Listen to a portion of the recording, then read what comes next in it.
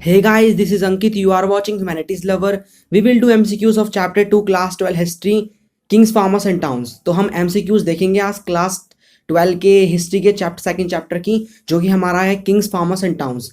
मैंने आपको जो है चैप्टर पूरे एक्सप्लेनेशन कवर करा दी है, लिंक डिस्क्रिप्शन में है, आप उन वीडियो को देख लेना इस वीडियो को देखने से पहले, क्योंकि आपको समझ में आ जाएगा चैप्टर जब भी आप एमसीक्यूज कर पाओगे। तो इस वीडियो में हम कितने एमसीक्यूज देखेंगे? 15 एमसीक्यूज देखेंगे।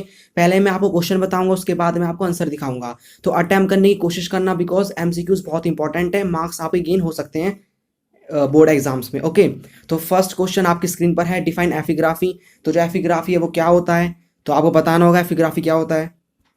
तो epigraphy is the study of inscriptions. तो एपिग्राफी क्या होता है? Epigraphy is the study of inscription. Inscription क्या होते हैं? जो भी राइटिंग्स होती हैं, मतलब चीजें लिखी होती हैं, किन किन पर कोई भी हमारा जो है लीव्स हो गए या फिर स्टोन हो गए, उनमें कुछ राइटिंग होती है। नेक्स्ट क्वेश्चन है, which language was mainly use by Ashoka for inscriptions. Ashoka ने बहुत सारे इंस्क्रिप्शन लिखे थे, इंक्लूडिंग धम्मा। तो वो कौन सी लैंग्वेज में होते थे मेनली? तो लैंग्वेज आपकी स्क्रीन पर है, 4 ऑप्शंस हैं, प्राकृत, संस्कृत, हिंदी, नन। तो इनमें से आपको बताना है। तो आंसर है प्राकृत। ओके, मैं क्विकली करा रहा हूँ ताकि आपका टाइम वेस्ट ना हो। आप क्वेश्चन को देखते ही पॉज कर लो, उसके बाद अटेम्प्ट कर लो अपनी नोटबुक में, उसके बाद क्रॉस चेक करना। ओके, फोर्थ क्वेश्चन है, name the ancient text that documents minor details of administrative and military organisation. यानी कि जो भी मौर्यन एम्पायर का जो भी हमारा एडमिनिस्ट्रेशन था, मिलिट्री वगैरह, तो ऐसी कौन सी बुक है जिसमें सारी इंफॉर्मेशन है। तो ये मैं आपको हिंट देता हूँ, ये बुक लिखी थी चाणक्य ने। ओके, तो ये बहुत बहुत इंपॉर्टेंट बुक है, जिसमें जो भी मॉडर्न एडमिनिस्ट्रेशन है मॉडर्न एम्पायर का, उसके बारे में इंफॉर्मेशन है। तो वो बुक है अर्थशास्त्र। ओके, बहुत इंपॉर्टेंट। न्यूमिस्मैटिक क्या होता है? डिफाइन करना है न्यूमिस्मैटिक्स। तो न्यूमिस्मैटिक क्या होता है, इसकी definition. Numismatic is the study of coins. Yes, आपको सिंपल 1 मार्क्स में लिखना होगा, numismatic is the study of coins, जो भी कॉइन्स वगैरह होते हैं। ओके, थर्ड पार्ट में हमने देखा था किस तरह से जो भी कॉइन्स वगैरह छापते थे ट्रेड करने के लिए बहुत सारे किंग्स, इंडो ग्रीक्स हो गए, कुशन्स हो गए, ये सारे जो कि मतलब जितने भी सारे किंग्स थे वो क्या करते थे, कॉइन्स को छापते थे। तो उसी की स्टडी को हम न्यूमिस्मैटिक कहते हैं। ओके, तो एपिग्राफी क्या है? Epigraphy is the study of inscriptions और numismatic is the study of coins. ऐसे याद रख सकते हो आपकी, न्यूमिस्मैटिक मीन्स नंबर, कॉइन्स में भी नंबर होते हैं। Okay, now write other name of Prayag Prashasti. तो प्रज्ञा प्रशस्ति क्या आती है? एक इंस्क्रिप्शन है जो कि हरिसेना ने लिखी थी, जिसमें समुद्रगुप्ता के बारे में काफी इंफॉर्मेशन हमें जानने को मिलती है। तो जो इंस्क्रिप्शन थी, इसका नाम क्या है? अदर नेम बताना है। Jaipur pillar inscription, Allahabad pillar inscription, Brahmi और Kharosthi. Correct answer is Allahabad pillar inscription, option B. 7 question है, James Prinsep deciphered which 2 inscriptions. तो जेम्स प्रिंसेप क्या थे? एक ऑफिसर थे ईस्ट इंडिया कंपनी के अंदर। ओके, तो इन्होंने क्या किया था? 2 इंस्क्रिप्शन को डेसिफर्ड किया था। डेसिफर्ड का मीनिंग होता है, उनका मीनिंग निकाला था कि वो इंस्क्रिप्शन में आखिर लिखा क्या है।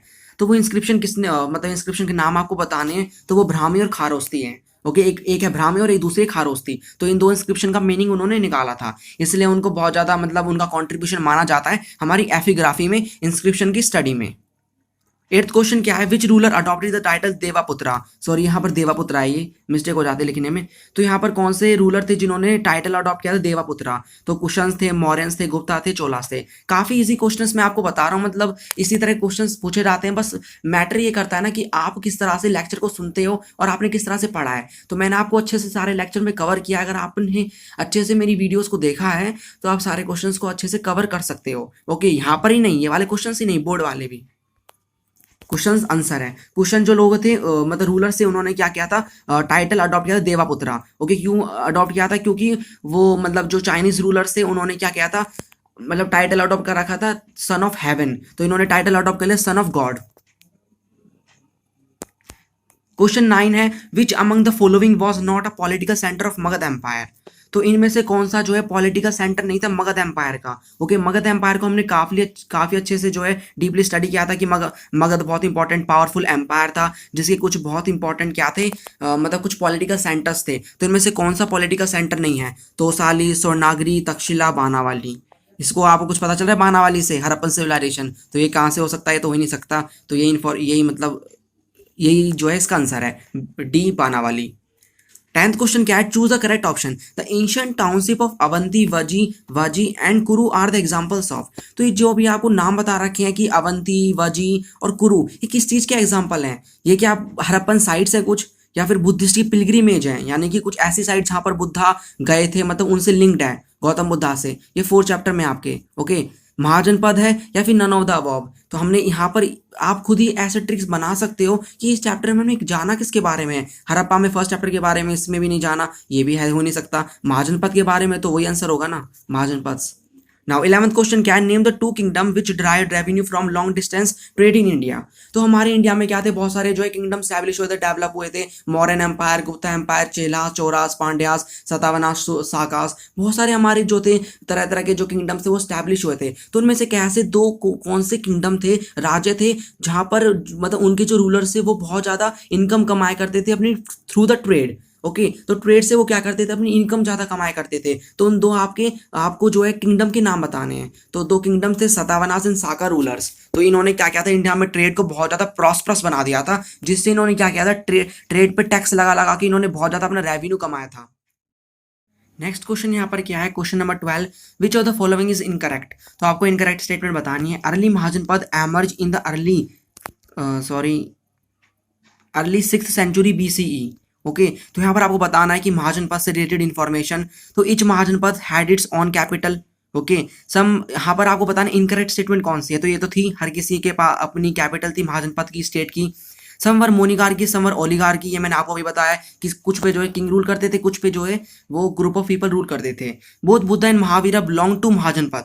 यस बिल्कुल सही है। Capital of Magadha was Avanti, नहीं ये स्टेटमेंट बिल्कुल इनकरेक्ट है। कैपिटल अवंती मगध की अवंती नहीं थी, पाटलिपुत्रा थी। Remember this point. Which of the following is incorrect, Mauryan empire, related to Mauryan empire administration. तो जो मौर्यन एम्पायर एडमिनिस्ट्रेशन है उससे रिलेटेड इन्फॉर्मेशन कौन सी इनकरेक्ट है। Swarnanagari was among the 5 political centre, बिल्कुल थी। कैपिटल पाटलिपुत्रा थी। 6 sub committee coordinated military activities, Tosali was a capital before Pataliputra, नहीं पाटलिपुत्रा से पहले कैपिटल तोसाली नहीं थी। ओके ये स्टेटमेंट इनकरेक्ट है। तो सिंपल है, आपने अगर समझा अच्छे से आप कर सकते हो टाइम, ये एमसीक्यू इतने हार्ड नहीं होते हैं।